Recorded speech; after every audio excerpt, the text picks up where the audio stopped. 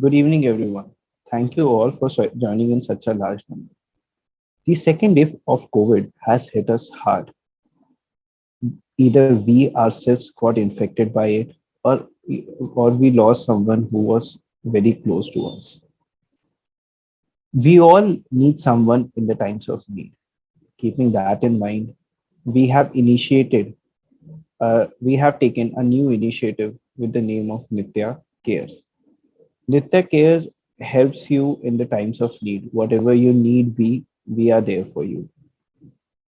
Uh, Keeping that in mind, the there have been multiple questions in the mind of the people that if what will happen if they get infected by COVID?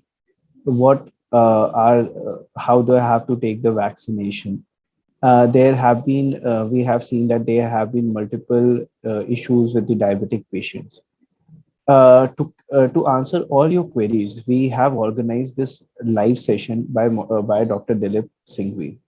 To introduce Dr. Dilip Singhvi, he had been an MBBS and MD in internal medicines. He had been a member of Royal Colleges of Physicians, United Kingdom. He has a diploma in type 2 medicines from Boston School of Medicine, USA. He is a specialist in internal medicine and diabetes. He is currently a medical doctor in Apollo Hospital, Muscat, Oman, and working in the COVID area in COVID ICUs and also running routine medical clinics. He uh, he is also working as the advanced cardiac life support course instructor and had been worked for 5 years and previously worked for Ministry of Health Oman in Nizwa Hospital for 13 years and initially worked for 3 years in Santokwa, Duranji and Jaipur Hospital. He has more than 25 years of experience in internal medicine, acute medicine, and medical emergencies. He has published various newspaper presentation, gave various lectures on medical issues to many corporates and various sections of societies in both Oman and also in India. Uh, he has won multiple awards in his whole practice of 25 years. Naming few, he has won the Outstanding Professional Achievement and Inspiring Social Contributions Award at the 10th National Education and Business Summit. He has also won the Global Achiever Awards at the 12th International Achiever Summit, Dubai. And he has also won the Jewel of Rajasthan Award 2012.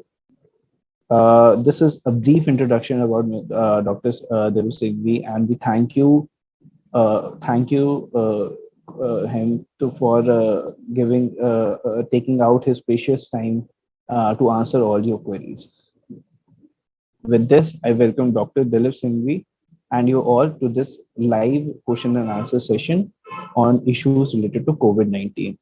So the first question which I have with Mr. Dilip, Dr. Dilip Singhvi is, can a fever which has existed for more than 15 days in absence of any other symptom can be considered as a COVID if even the RT-PCR test is negative?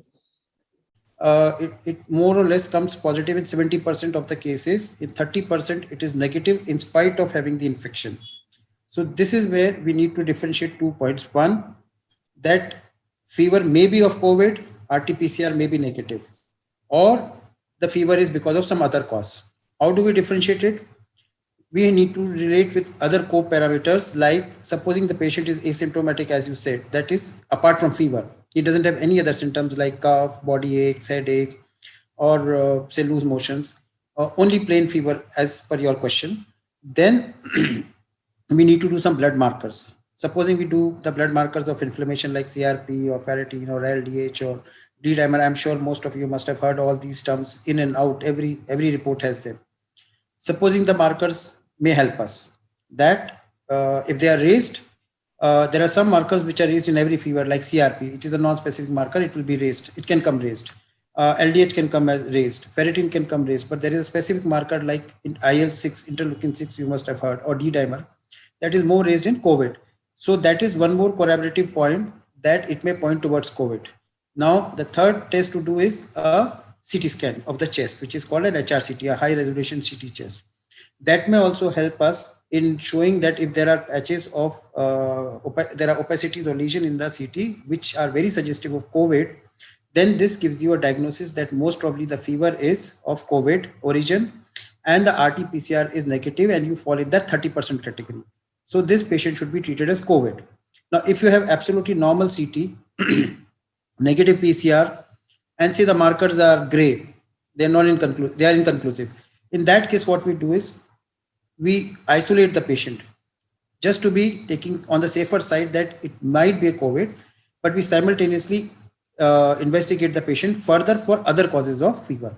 It could be malaria, it could be typhoid, it could be other viral fever, it could be any other fever. So you need to investigate for them also. So this is what is the broad frame on which we work. I hope I've answered your question. Right. Okay. So two important points here is, I'll just highlight once again, don't get misguided by a negative RT-PCR. It is not 100%, it is 70%. So don't get misguided by it. You have to consider, now the dictum is it is COVID until proved otherwise by all tests. Even if it is proved otherwise, take your precautions, keep a 10 days or 14 days of isolation. That will at least save getting it to others. Okay. So next question we have from Sachin Jain. His question is that post-COVID, what precaution one should take after pneumonia infection due to COVID, being on treatment of steroids? Who's on treatment with steroids? Right. Yeah. So see, post-COVID is also as important as the COVID period itself, because many complications happen in post-COVID period also if we do not take care. Now, a patient who has come out of pneumonia means he's got a reasonably, say, moderate to severe illness, and he was on steroids. So it has to be moderate and above. So what you need to do is you need to continue your breathing exercises. Most of us, when you are admitted with us or you are inpatient, we make you do breathing exercises, whether it is, say, breath holding, pranayam, whether it is spirometry, whether it is, sleeping on the lateral positions or on the stomach side, that is called proning. So you need to continue all of this in the post-COVID period, at least for a couple of weeks. This will open up your lungs. This will help you keep the lungs open, and it will build up your saturation and strength.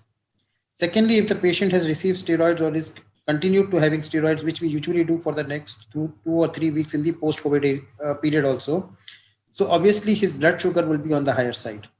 And you need to take care of that also. Even if you are not a diabetic, your blood sugar may still be high. So that period, we usually cover and we explain the patient that your sugar might still be high, running high.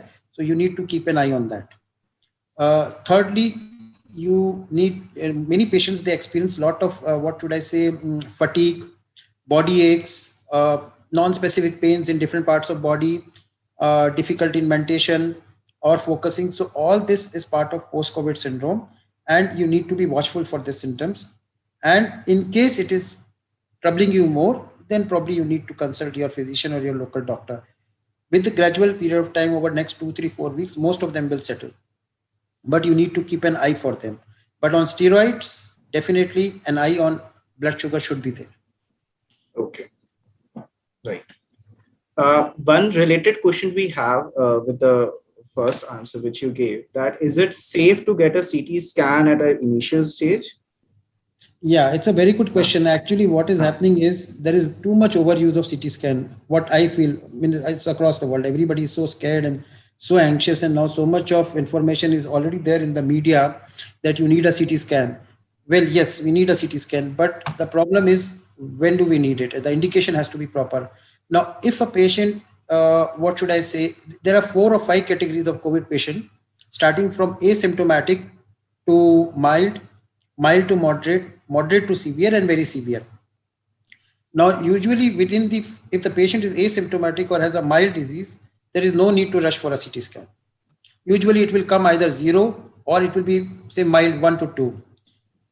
The critical period in COVID illness starts from day 8 to day 12. This is the most critical period. And I'm talking from day of symptom, not from the day of your test. Mind it, many people make this mistake.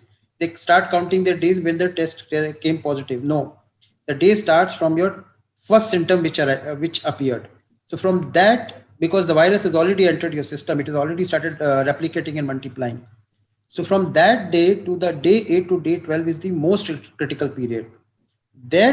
In that period, definitely yes, we need a CT scan. Mostly in most patients, if they are from mild to severe variety. In asymptomatic and very mild disease, you may not require CT scan at all. So don't rush in the first 3 or 4 days. There is no need to rush for a HRCT. I mean, I'm getting so many calls, so many reports from all over India and here also. People tend to rush for HRCT. They do it on day one itself, the moment they are diagnosed. And usually the score comes 0, 1, 2. So what I would say, it is waste of resources, waste of time and energy, and you occupy a slot which probably a more genuine candidate might be needing it. So don't, if it is asymptomatic to mild disease, don't rush for CT scan. First dictum. Second is, if your symptoms are if the symptoms appear and then they start gradually increasing. So by day 6 or day 7, yes, you should be alert. Day 7, 6, 7, 8, you can do a CT scan, which is a baseline CT scan. Probably you'll get a score, say 5, 6, 7. Yes, if the disease is progressing, that is, you entered critical phase of day 8 to 12, there definitely you need a CT scan. So instead of going 3 CT scans, my advice is asymptomatic to mild disease, just wait and watch till day 6 and 7. If there is a change in your, or there is an escalation in your symptoms or escalation in your markers, disease, anything, then you can go for an HRCT. So initial stage, usually I don't advise HRCT, especially not before day 5. So RT-PCR test is mostly needed when it is very critical, unless otherwise it is not required. Right. No, RT-PCR test is required for diagnosis. CT scan. Yeah, I'm very sorry. HRCT is needed, but the time should be appropriate when it is needed. What is happening is now in anticipation, because I told you so much of information is there, some patients, they are hurrying up. See, you go to a diagnostic center, it's a tool which does not give you radiation or minimal radiation. So the diagnostic center will just do it for you. They'll just do that because the patient is demanding, okay, do an HRCT. So for them, he's just a, what should I say? He's a technician, or he's just a service provider. You ask for a service and they provide you the service. Whether it is day 1, whether it is day 2 or day 5, they don't care. But it is the job of us as professionals and doctors to decide whether you need it or not. So I would say, always consult your doctor or your physician who is treating you, whether you go for an HRCT or not, and what is the most appropriate time. 90% of the times, initial stages, you don't require it if it is asymptomatic to mild disease. Yes, from the very start you have a moderate to severe disease, then of course you can go for a HRCT, but which is, I don't think so, not more than in 10% cases. 90% of the time, and if you see the world statistics, 80% of the patients have mild to asymptomatic to mild disease. It is only the 20% patients from the whole lot which are, into moderate and severe category, and they also usually starts with mild form only. So when you escalate, when the symptoms escalate, your disease escalates, you go for it. Okay, yeah. So we move on to our next question. Next question we have from Mr. D.D. Goyal. His question is that he is 60 years old with no active disease as of now. He had been taking Becasul Z capsule as per advice of the local doctor as a preventive measure for last few months. And he is a vegetarian. So is it advisable to add any further preventive tablet like Zinocovir or Limsi, etc.? See, if you are taking Becasul Z, that includes zinc in it. So if you compare it with Zincovit, I believe he's asking Zincovit. I think he's asking for Zincovit. So Zincovit, right. So Zincovit and Becasul Z are same thing. Only it's a difference of brand and company. So as far as zinc is concerned, both of them, they have it. So you can take any one of them. So if you're taking Becasul Z, it's good enough. Regarding vitamin C, you may not have that much in that quantity in that Becasul Z. So you can take any tablet of vitamin C if you want. They're coming separately, Limsi or Suxi. So many tablet brands are coming for vitamin C that you can additionally add to the regime. And if you're taking a good vegetarian diet, that's more than good enough. You don't have any comorbidities. As you said, you are absolutely having no medical problems. So that is more than enough. But apart from these medication, the most important thing to prevent, because I think I heard a word of prevention. Well, let me make you clear. None of this will prevent a COVID infection. None of this. This is all myth. Only two things will prevent you from, only two things will boost your immunity, which as scientific person and as our research says is, if you are deficient in vitamin D, then you should replace your vitamin D, which will boost your immunity. And the other thing, which if you ask herbal, then turmeric is good. Turmeric is proven to boost the immunity. So you can have in whichever form you want, milk, water, honey, or in our, as he's saying, he's vegetarian, so in our sabjis and everything. So turmeric is good, vitamin D is good. These are the two only proven. Rest, all these are supportive. They do not prevent the infection. What prevents the infection is again the same three dictums, which we have been telling for last 1.5 years: mask, social distancing, and hand sanitization. This will prevent. None of these medication can prevent the infection. Okay. Right.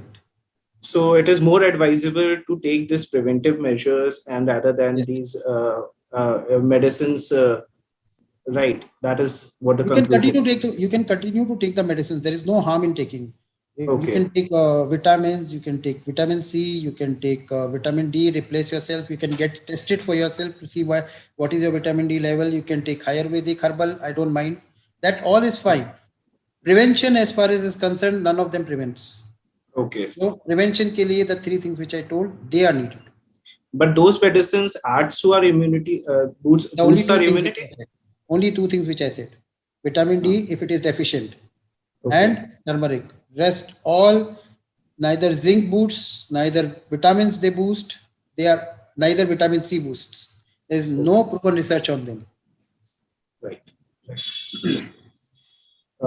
I think this answers the question. Now we have one more general question, is that nowadays, as we have seen that the number of tests, RT-PCR tests which people are taking are increasing day by day. Hence the days when you give your samples and the day when the reports come has increased a lot. It has increased from 1 or 2 days to 3, 4, even 6, 7 days. And people are not taking good care of them in this gestation period from when they get tested till the RT-PCR test come. So what is your advice, that should they take any self-medication or something else in that period? It's a good question. Actually, again, it's a big dilemma for the patient what to do. See, the most important thing is, as I said earlier also, you start your isolation from the day of symptom, not from the day of doing the test. That's what is the biggest mistake which is happening, because by the time your test comes, it takes 3-4 days. You have already, the infection has been given to others. That's why the whole families are getting involved in, especially in India with this new variant, because it spreads very rapidly. So if you do not take isolation measures right from the first symptom, you already spread the disease to other family members or your office colleagues or wherever you are going and working until the RT-PCR test comes. So you don't need to wait first thing till the RT-PCR test comes back. You start your isolation from your very first symptom. If you want to, as far as medication is concerned, see, you can take paracetamol, that is Dolo, tablet Dolo or paracetamol SOS, if fever is there. If you have body pain or headache, you can take a painkiller, say like diclofenac. There are so many companies making in India. Diclofenac is there, Voveron is there. So you can take a 50 milligram tablet as and when required for body aches and pain. You can also take, say, if you have cough, you can take any of the cough syrups if you want. There are so many cough syrups are available. Usually COVID produces dry cough, so you can take any antitussive, like Corex is there, Dentus CD is there. So many are there. Any one of them you can use. If you have, say, if you want to start an antibiotic, normally azithromycin you can start in this period, because even if it turns out to be COVID, azithromycin is supposed to help a bit in this. It helps in COVID infection. So if it is a COVID infection, you're not at a disadvantage. It will give you some benefit. Say if it is not a COVID infection, the other two possibilities becomes bacterial versus there is an entity called between bacteria and virus, which we call atypical viral infection. They are neither viruses, they are neither bacteria. I'm just going a little bit of detail into the medical part. Sure. Although it's a medical jargon, just bear with me. What is the basis of giving azithromycin in COVID? That's what I'm trying to explain to you.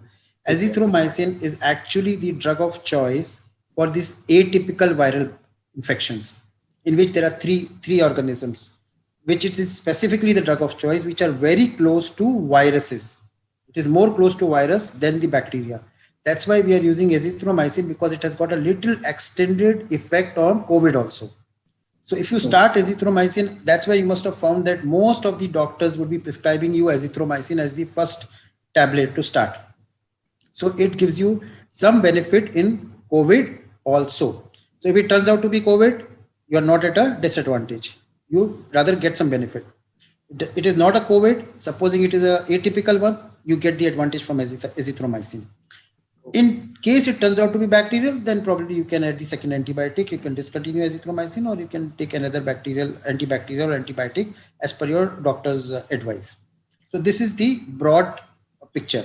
So you can start with this, and of course, you can always take a supportive vitamin, just as we have discussed in the last question. So you can always take a supportive vitamin or vitamin C or whatever, zinc, whatever you want to take. That also will not produce any harm. May give you benefit, may not give you benefit, but it will not produce any harm. So this is the broad frame you can start until you get a RT-PCR report, and then you do accordingly with your doctor. You go the pathway, you follow the pathway according to the report. Okay. And also some exercises needs to be done along with it. Yeah. Regarding the exercises, yes, I think what you need to do is, for most important thing to be done is to measure the saturation level, the oxygen level. So you should have a portable, I think most of the people now have, everybody is aware of this fact. So you should have a portable oxygen meter level with you. You should measure it. And if it is above 94, you're okay. As long as it is above 94, and it should stay above 94. So you're fine. If it is 95, 96, 97, 98, you are fine. So you should measure at least 2-3 times a day. You can do a 6-minute walk inside the room where you're isolated. Yeah, you don't need to go out anywhere. You just need to do a 6-minute walk, and you need to measure your oxygen level before it and after it. Okay. And you should check whether there is a drop in the saturation level of more than 3. Say you start, it is 97 or 98 before the walk, and after a 6 minutes walk, it becomes 93. Supposing, so you have a drop of 4 or 5. This is the earliest sign of hypoxia, what we call, or decrement in the oxygen level, which signifies that your chest is getting involved. Okay. This is the warning sign. This is the earliest sign. This is how you can pick up right in your bedroom, that if there is a drop of more than 3 in your oxygen level, you should be alerted that your chest is getting involved, irrespective of the day. It is 2nd day, 3rd day, 4th day, 5th day, or as I said, critical period of 8 to 12. It can happen anytime. But the moment it happens, you should get a medical consultation with your doctor. You need to go to the hospital or the clinic, whoever is your doctor, and you need to do the workup. You need to do an HRCT. This is where the indication of HRCT comes, that your chest is getting involved. As long as your chest, as long as your saturation is above 94 and there is no drop in the 6-minute walk, you are fine. A small modification in this can be done for elderly people. Supposing you are not able to walk that much, 6 minutes, they can do a 3-minute walk also. Okay. So they can do 3-minute walk and do the same procedure which I said. The moment you see more than 3 drop, you need a medical consultation. Okay. I hope this answers to the queries. And of course, apart from that, normal food or good food, good hydration that you need to maintain. You can start breathing exercises, which I said just now, which we all advise, whether it is pranayam or breath holding or, sleeping on the stomach side, which we call proning. You can start doing that all. That will keep your saturation in the normal range. And home care remedies will also help in this. Yeah, whatever you like, I don't mind. Okay. Whatever faith you have on home remedies, whether you want to use honey or you want to use kada, or you continue with that. Right. Uh, this is the end of the general questions we have. Now we'll move on to few of the specific questions which are related to diabetes. So first question which we have is from Ankit Arora. His question is, what is the role of CRP in COVID plus patients and what diet to follow in case of steroid intake? Okay. So you want to know the importance of CRP. So I had just hinted in the earlier question also. CRP is a marker of acute infection. It's a non-specific marker because it gets raised in any infection, whether irrespective of the organism, and it also gets raised in inflammation. Now there are some diseases which cause inflammation. That is like joints, around the joints, autoantibody diseases. There also it raises, and here in COVID also and other infection also it is rising. And CRP is the first marker to rise. It is the earliest marker to rise. That's the importance. That why we do CRP is that if the CRP is high, it is a direct indicator that some sort of infection or inflammation is ongoing in the body, and it is the earliest one to rise. The next is LDH. Probably you will not be knowing that because CRP is very common now and every report is there, so you must be familiar. But the first is CRP to rise, second is LDH to rise. These two are the earliest to rise. So that is the importance in COVID infection also, that it points towards an ongoing infection or inflammation. The higher it is, the more infection or inflammation is going on in the body. The second part of the question is regarding steroids. Right. What diet to follow? What diet to follow in case of steroid intake? What? Diet to follow. Diet to follow. Okay. See, as I said, steroids basically causes a rise in blood sugar. So, and especially if a patient is already diabetic, supposing he has a history of diabetes or is a known case of diabetes, then obviously there is a problem with the sugar. Now, even if a diabetic is well controlled, with steroid, the sugar will shoot up, will go up. Definitely, we know this fact. Right. So what you need to do is you need to take if the patient is already following a low sugar diet, say is a diabetic and is already following a low sugar diet, fine. You need to continue with that low sugar diet, high fiber, low sugar. Okay. And if the patient is not following it, then you should switch to a high fiber, low sugar diet. Okay. And obviously we give tablets, we give insulin injection to control the sugar. Which we know it will, when we start steroid, or which any doctor who will start steroids for you, we will definitely take care of this point also, that the sugar should remain in control, either by oral drugs or if insulin needed, SOS whenever we want to give. Diet wise, high fiber diet, low sugar. And in COVID infection, if you have COVID simultaneously, I may add high protein diet, because COVID drains a lot of protein from the body. So you may need high protein, high fiber and low sugar diet. Basically what it means, anything which has high fiber like oats, muesli. You have biscuits now available with high fiber. I don't know, India maybe, I think here it is Digestive brand. In India also you get same Digestive brand. Digestive, so that is high fiber, low sugar biscuits. Right. You can use that. You can eat same all what should I say, multigrain atta or whatever, whichever flour you are using. So that fiber, more fiber you can use from there. You can use fruits with high fiber like oranges, pear, apples, kiwi, avocado, papaya. They are all high fiber. So you can use high fiber, low sugar. Sugar is high in like watermelons, so you should avoid that. It is high sugar. Mango, chiku, right. Sweet grapes. These are all high sugar. So those you should avoid. High fiber, low sugar diet. Okay. So this is the takeaway, that high fiber and low sugar diet will help the patients to recover from it, right? Yeah, that is for controlling the sugar level, I'm saying. Sugar level. And high protein diet if you have a simultaneous COVID infection also, because you need protein in that.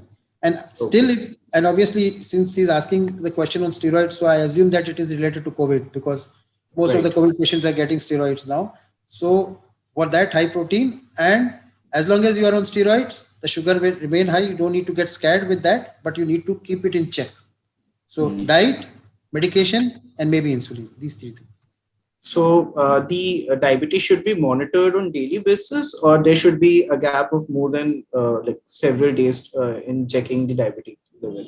See, normally, if you are a controlled diabetic, you can check once a week or twice a week as the most, or maybe once or twice a month also will do. If you are a controlled diabetic, if you are already not on control, then you need to increase your monitoring. Definitely, it could be bi-weekly, thrice weekly. But if you are on steroids, yes, you probably need to at least do once a day, morning, at least once in the morning. If it is reasonably okay, maybe once is enough.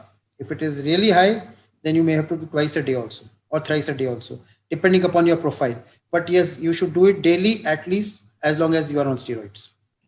Right, right. So it is important that during the time of COVID, you check your sugar level if the diabetes generally Yes. remains not under control. And I can add on, and I'll extend this question a little more. I don't know if somebody will ask me later or not, but I'll just extend one more point, is because now, especially Rajasthan and some states are suffering with this mucormycosis, black fungus. There is a Right. big spread of that. The problem is again the sugar only. If you have high sugar, you have more chances of getting this fungus as an infection. But normally what happens, it is more common in diabetics with high blood sugar as compared to a normal population. Now, actually, it is even more important to control the blood sugar, because the biggest risk factor for this black fungus or mucormycosis, which we call in our terms, is the high blood sugar per se. What I mean is, in diabetics, whether with COVID or without COVID, it is a risk factor. But in COVID, what is happening? We are giving a big dose of steroids. The more the severe disease, the more the steroids we are using in a bigger dose. So more the sugar goes up. So this is an important risk factor. Plus, there are other risk factors also. I mean, there are some more details. We use one more injection. I don't know whether you people have heard or not, but there is one more injection we use to stop the cytokine storm. That also is responsible for this black fungus. I mean, for getting this infection, because it causes a lot of secondary infection, and one of them is this black fungus. And third important point is hygiene. Now, why I'm saying hygiene is because here in Oman, in Muscat, I have not seen even a single case of mucormycosis. We don't have a single case. Although we also use steroids in high dose. We also have very many patients with uncontrolled blood sugar. We also use the same injection for stopping the cytokine storm. But there is a big difference in hygiene, because we have less population, we have less volume. And here what happens is, we do not overload the hospital with patients. We do not admit the patient unless we have a bed. He has to be on a bed. He cannot be on the floor. Now, India is overloaded with volumes now. Nobody can do anything. The whole system is overwhelmed. It is jammed, crashed. You have so many patients that you have to do that. You have to take them. So the hygiene level is not maintained. You cannot maintain a hygiene level in such an overloaded situation.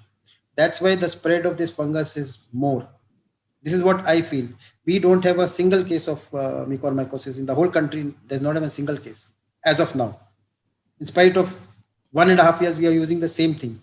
So high blood sugar needs to be controlled. That's why I'm saying keep an eye on the sugar control and hygiene. Very important. So black fungus is, I have a related question. So black fungus is more prone to diabetic patients who has also got COVID, or it is generally very common with the COVID patients only? No, it is actually a rare infection.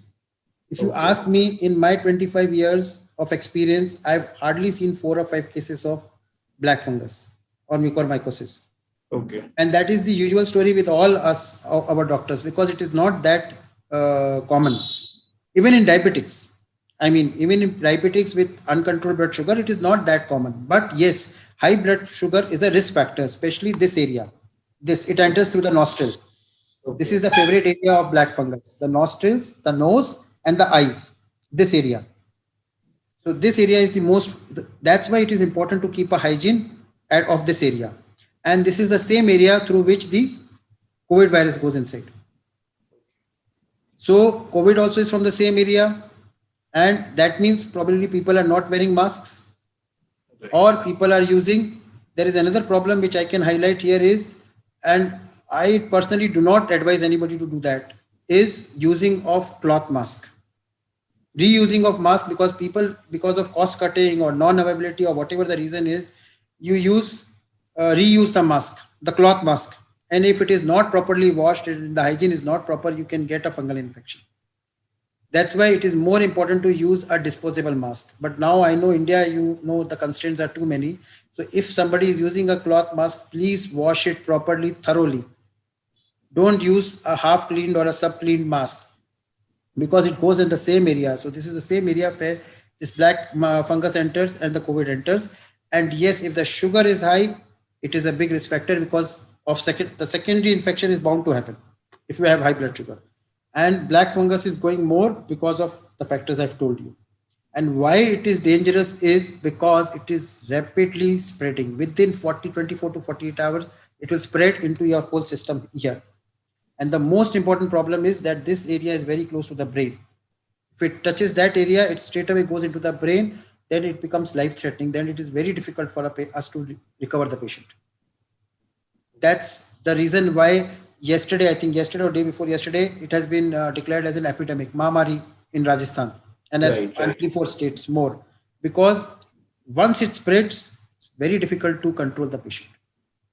Okay. So the precautions are: need an eye on blood sugar, keep your blood sugar under check, maintain a good hygiene, wear a mask, clean mask, or I would say disposable mask. Please use disposable mask. And this area should be protected and should be thoroughly cleaned. And your blood sugar should remain under check. These are very important.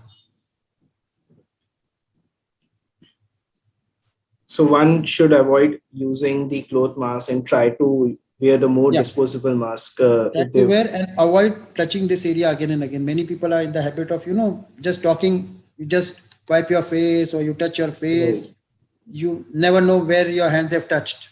So we should first thoroughly wash our hands and then only touch our nose area. Yeah, and especially crowded areas. You should avoid crowded areas, but in India, it's becoming very difficult to avoid crowded areas. Even the hospitals are so crowded, and the hygiene level is not, you cannot maintain hygiene level with such a big crowd, So it's difficult. Right. I don't blame them, but it's beyond the capacity of a hospital to do things.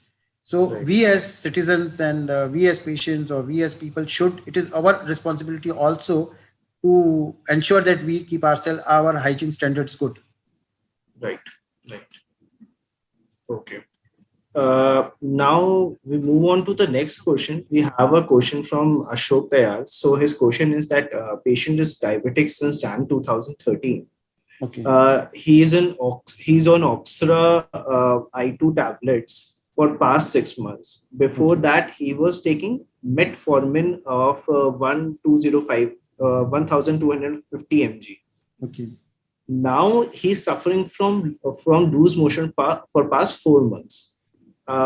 He tried MR3 for 1 month, but no such relief. He is now taking Ayurvedic medicine, Kutjar Shista. Okay. So he's asking that what should he do now? Actually, what I understand from this question is that metformin, which he was using 1250 milligram, that is half of the maximum dose we use. Metformin is known to cause loose motions. We know it has a little bit of GI side effects, and one of them is loose motions. So what I will suggest, what we do normally and what we suggest patients is that you can switch to this. What you have written is a plain formulation. There is another formulation of metformin available, which is sustained release, XR formulation. You can use that formulation and try. Many patients, they improve on the XR formulation. This loose motion goes away, the pain abdomen goes away. So many patients, they get improvement on XR formulation. It's a different technology. Many companies are making in India also, it is available. So either you can switch to an XR formulation and see the loose motion should stop. This is one possibility. You can continue with Oxa, that is, I think, dapagliflozin, that is 5 milligram you are using. That is another group. You can use that. There is no problem. There is another third group, which we are using, the EMR3mg. So you are using those two groups. You can continue to use those groups. There are two groups to control the blood sugar. And actually, metformin is the first line for diabetics. We do not bypass it unless there is side effects. Like in your case, there is loose motion. So you try an XR formulation. If that is fine and the loose motion stops, then you don't need to do anything more. These three groups should be good enough to control your blood sugar as of now, because I don't know the details of the other details of your history, like how long the diabetes is, and the duration is also important. But these three groups are the frontline group, so they should be enough to control your blood sugar. Plus, whatever you're taking from the Ayurveda or that you can continue. I don't have any problems with that. It may give you some benefit.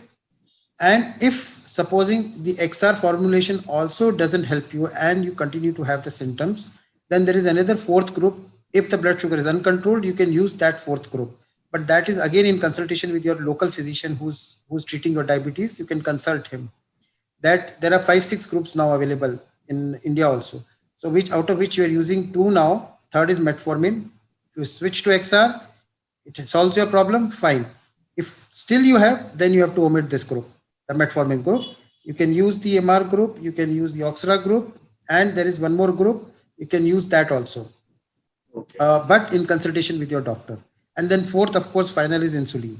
Supposing these three groups are also not able to control, then we need to introduce you an insulin. This is as per your whole profile has to be studied.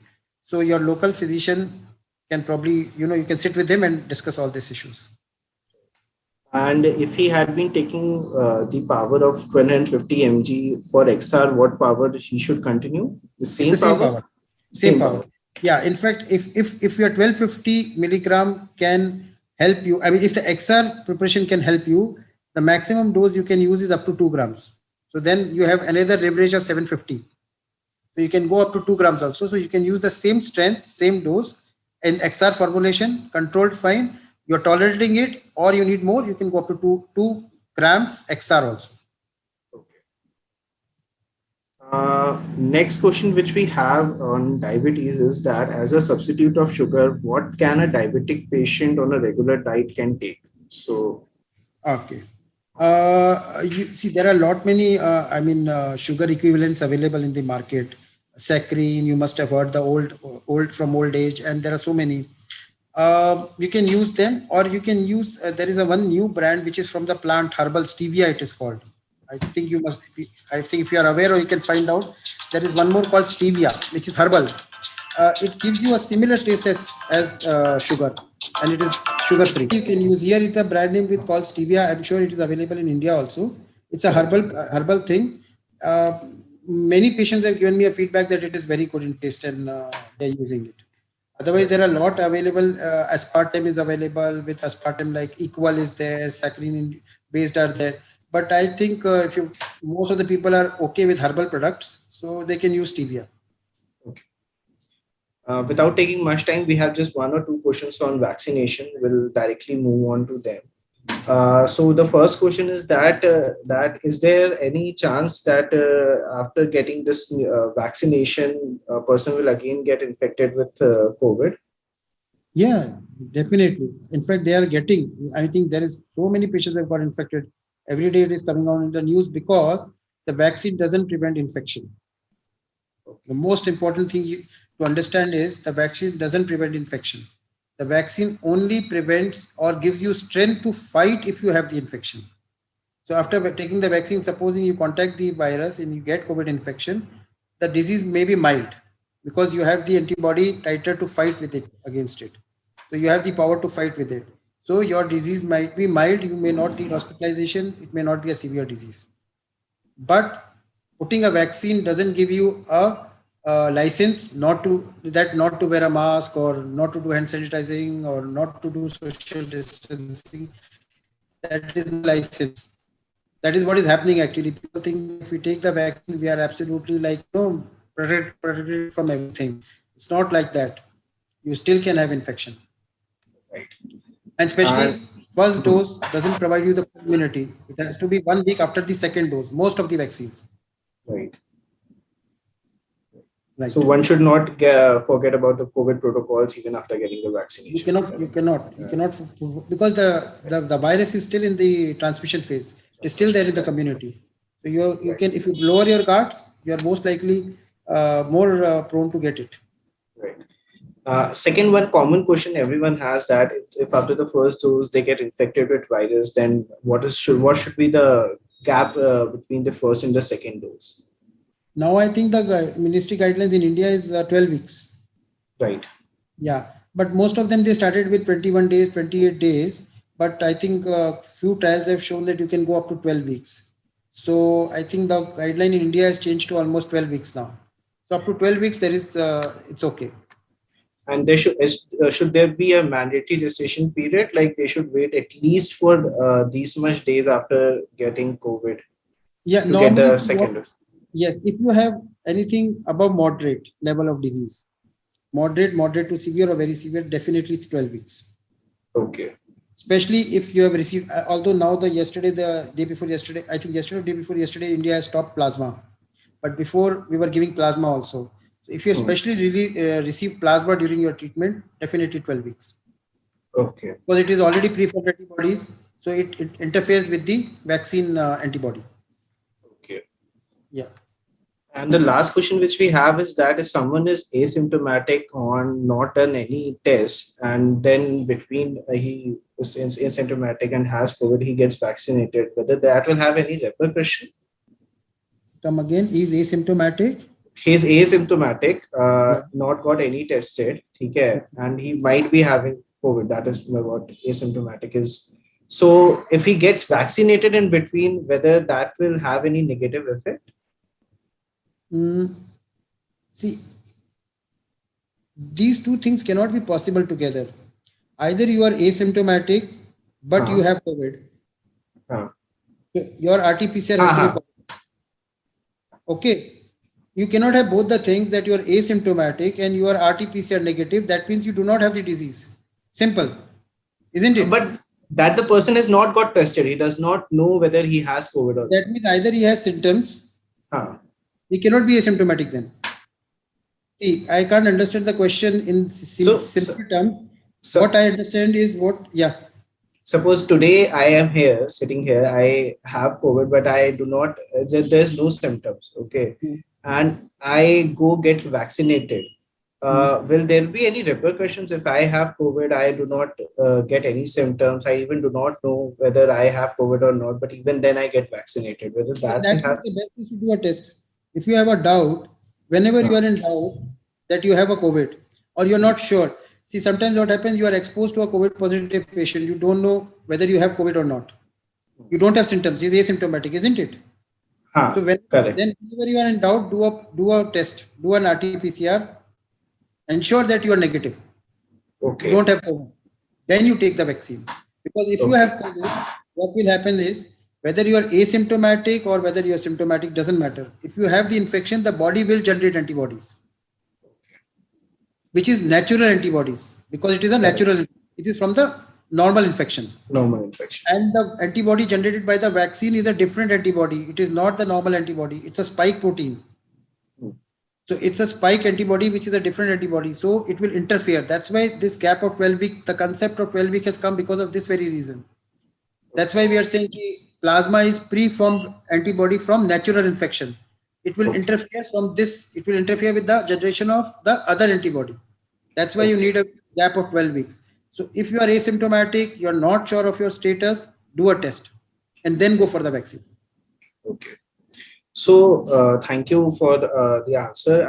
I have no other questions, but if anyone has any question, they can raise their hand. I'll unmute them and then they can ask their questions directly.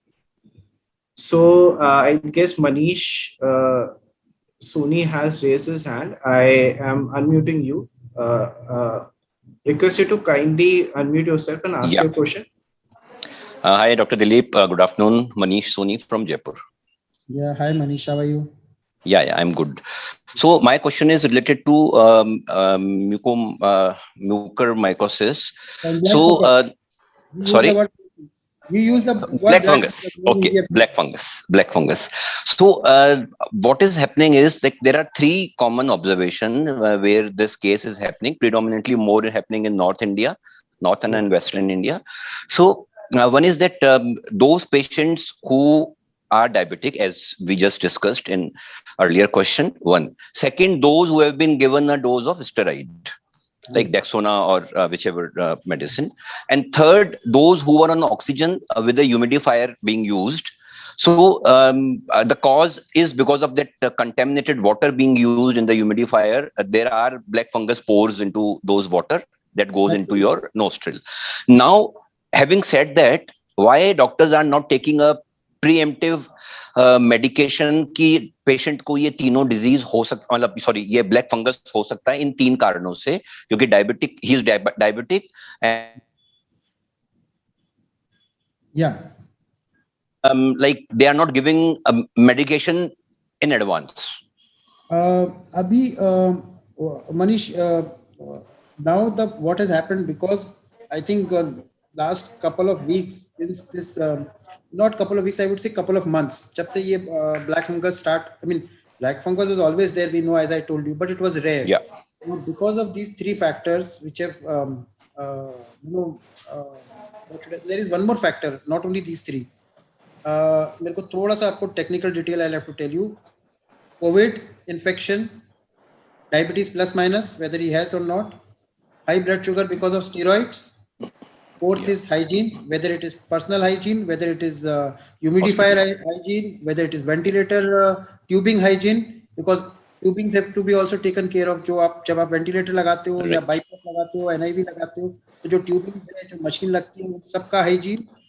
Plus the fourth point है, I don't know whether you are sure or not, there is an injection called tocilizumab which we use. Correct. For yeah, storm, जो मैं पहले भी बोला, I was hinting before also. That is also, it is a monoclonal antibody, it's a immunomodulator, immunosuppressor.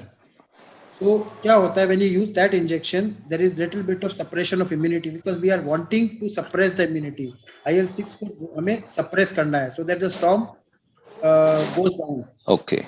उसमें इसका side effect ये है कि we know that there is a chance of secondary infection. Right. तो वो उसमें बैक्टीरियल भी हो सकता है, फंगल भी हो सकता है. तो the propensity for black fungus again. ठीक है. 5वां पॉइंट में एक और टेक्निकल आपको बता देता हूँ. It's little technical, is I spoke of ferritin as a marker before. Right. People who are got very high ferritin again attract the fungus more. Okay. So these 5 factors should be taken care of. So what should be done by as a doctor? I mean, in terms of medication. अभी India में जो लोग treat कर रहे हैं वो ये कर रहे हैं कि they are starting antifungal prophylactic. Okay.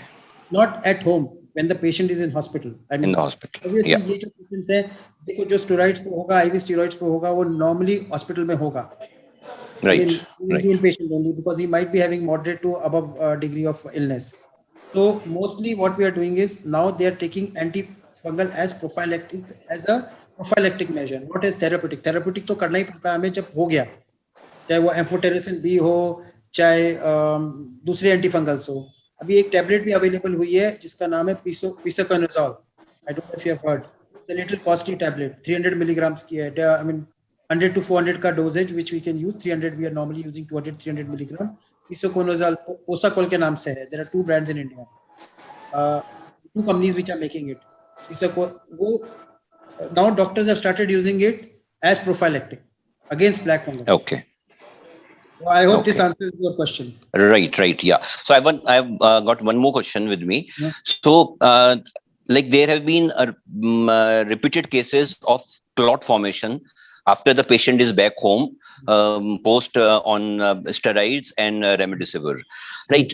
Now, I have seen in some cases where patient was not hospitalized but was given anti-flu or some other Tamiflu medicine. And doctors, some of the doctors have given him Ecosprin. Whereas normally for clot, in such type of clots, rivaroxaban is what people like doctors normally recommend, or there are like some more drug associated in the same category of rivaroxaban, right? So is this aspirin or Ecosprin is a correct treatment for clots, or it should, I mean, because one is clot ko rokna and one is blood ko dilute karna. I think there are 2 different things. Yeah, actually, Manish, it's a technical question. I'll have to explain you technically. Yeah, please. You're right. Clots form होते हैं. There are a lot of clot formation in this variant, especially in this variant, the new variant which is there in India. Even Right. in India, I'm experiencing the same, lot of clots in the lung, everywhere. So, but this clot formation is separate from the other clot formation, which aspirin, for which we give aspirin, Right. because ये immunogenic है. का जो basis है वो antibody driven है. जो antibody बनती है ना in fighting the infection. Okay. इसका टेक्निकलिटी ये है कि एक्चुअली में बॉडी फाइट तो करती है एंटीबॉडी से वायरस को, लेकिन प्रॉब्लम क्या है, ऊपर वाले की कृपा है या क्या बोलो आप, वैसे के वैसे सेम सेल, सिमिलर स्ट्रक्चर के सेल अपने ब्लड वेसल के अंदर भी है. तो क्या होता है, वो एंटीबॉडी जाके उसको भी हिट कर देती है, बाईस्टैंडर हिटिंग हो जाती है वहां पे, उसको कहते हैं बाईस्टैंडर हिटिंग, एंड उसकी वजह से वो क्लॉट बन जाता है. So this is a immunogenically driven clot. Okay. That's why there is more role of anticoagulants like rivaroxaban, which you are saying, Xarelto के नाम से आती है. Correct. टैबलेट, तो उसका ज्यादा रोल है. या आपने देखा होगा फ्रीक्वेंट प्रिस्क्रिप्शन ऑफ एलिक्विस. Right. तो ये दोनों यूज ज्यादा इसलिए हो रही है बिकॉज ये इम्यूनोजेनिक ड्रिवन क्लॉट है. तो ब्लड को पतला या ब्लड थिनर यूज करना है, तो ब्लड को पतला करना है उस क्लॉट को अवॉइड करने के लिए, तो you should use not aspirin. But people are getting confuse because they think कि हम लोग चूंकि पहले जितने भी क्लॉट्स बनते थे उसके लिए एस्पिरिन देते थे बिकॉज वो Right. They are through platelets. Yeah, and then people are also getting confused because the Xarelto is very costly, and then Ecosprin is very cheap. So then they think, let's take this cheaper one because clots formation nahi hoga. ये में कहावत है ना, सस्ते का काम तो. Correct. I mean, long term nahi hai. That is not long term. Scientific Yeah. basis aspirin ठीक है, बहुत सस्ती है, आपको 2 रुपए 5 में मिल जाती है, बट उसका मैकेनिज्म अलग है. वो एंटी प्लेटलेट है. वो हार्ट डिजीज के लिए, स्ट्रोक जो क्लॉट होता है उसके लिए ठीक है, जो हम नॉर्मली बिफोर द पैंडेमिक हम यूज करते थे. Right. अभी भी कर रहे हैं, और वो एपिडेमिक खत्म नहीं हुआ है, मैं उसमें भी बहुत सारी टॉक्स ले चुका हूँ, बट वो एपिडेमिक अपना चल रहा है, बट उसमें यूज करते हैं. बट इस पैंडेमिक, इसमें जो कोविड में क्लॉट्स बन रहे हैं वो इम्यूनोजेनिक क्लॉट्स हैं. वो एंटीबॉडी से बन रहे हैं. एंटीबॉडी जाके बायस्टैंडर सेल्स को ब्लड वेसल के अंदर मार रही है. वो ब्लड वेसल चाहे हार्ट में हो, चाहे लंग में हो, चाहे ब्रेन में हो, चाहे किडनी में हो, या नीचे पैरों में हो, जहां पे भी उसने उसको हिट किया वहां पे क्लॉट बन जाएगा एंड उसके नीचे का सर्कुलेशन अटक जाएगा. So this Xarelto should be taken for how many weeks after getting discharged from hospital? Normally, see, if you are wanting, again two thoughts. If you are taking prophylactic, यानी कि आप बचाव करना चाहते हो, तो 2 weeks is more than enough. Okay. And if you want to treat therapeutically, then if it is a clot proven, I mean, you have diagnosed that there is a clot, then minimum 6 weeks. Okay. Right. Thank you so much. Thank you. Thank you, Manishji. Now we have another question from Mr. Kshitij. So, Kshitij, I am unmuting you. You can ask your question. You can unmute yourself and ask your question.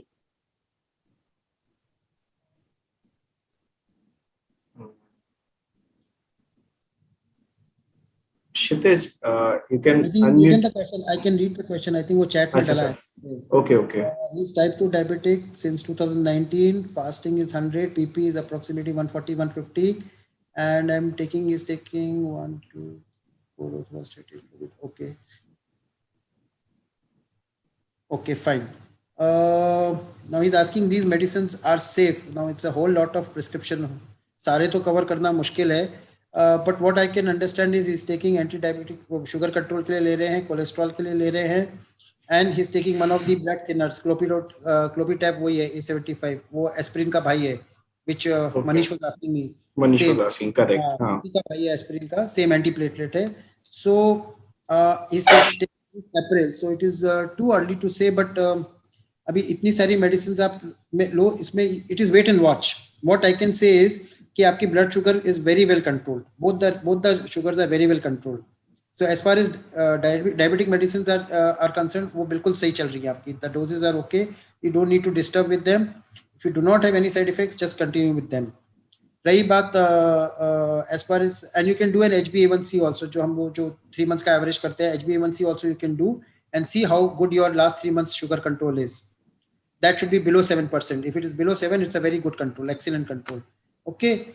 रही बात आपकी cholesterol की, रोजुआ F20, so you should take cholesterol. Since you are a type 2 diabetic, I don't know your cholesterol levels. अगर if definitely they were high, definitely this tablet is indicated. You are actually taking a combination. Rozua F का मतलब इसमें दो दवा हैं. One is for controlling cholesterol and LDL, bad cholesterol, and the other is to control triglycerides. That is the F, fibrates. So I believe that your cholesterol is high, and both the components are high. That's why आपको ये combination 20 दी हुई है. So you should continue with that. You have started from April. Take it for 3 months. Do diet and exercise, and then retest and see where you stand. आपका cholesterol control में है कि नहीं है. बट इन जनरल डायबिटिक्स में and plus I don't know your family history, अगर आपको family history है शुगर की, बीपी की, कोलेस्ट्रॉल की, हार्ट डिजीज की, you should definitely take this. आपको जो भी आपका ट्रीटिंग फिजिशियन है उसने ही has given you clopidogrel tab A75 means he wants your blood to be on the thinner side. So I presume that you must be having a strong family history also.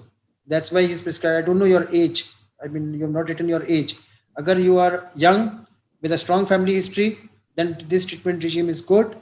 Don't forget about the side effects. If you are okay, your blood sugar is well controlled, just continue with this.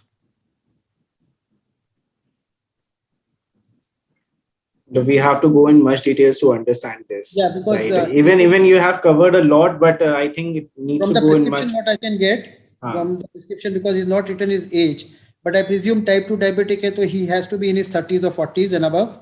Okay. And he recently diagnosed है, 2 years की history है, blood sugar control बहुत अच्छा है, और from the prescription what I can get is that he has covered everything. The doctor whoever is treating him has covered him from cholesterol point of view, blood thinning point of view, anti diabetic point of view.